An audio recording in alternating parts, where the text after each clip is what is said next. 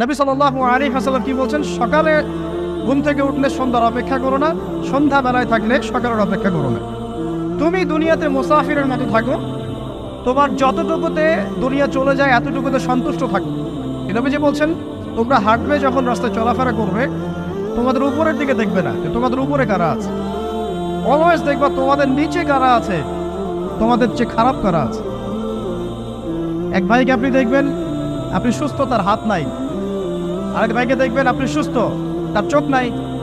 এক ভাইয়ের পা প্যারালাইজড হয়ে গেছে, এক ভাইয়ের বডি প্যারালাইজড, একজন হার্টের রোগী, একজন ডায়াবেটিসের রোগী। আপনি সুস্থ আছেন, অথচ ওই ব্যক্তির অনেক টাকা পয়সা আছে, আপনার নাই। এখানে কে ধনী বলেন দেখি, আপনি না সে? আপনার সুস্থতা আছে। আরেক ভাইয়ের অনেক বড় বড় ফ্ল্যাটস, কিন্তু আপনার এতটুকু নাই, ছোট্ট একটা বাসা। আপনার কষ্ট লাগে, আমারও যদি এমন হতো। ওই বাসায় গিয়ে দেখলেন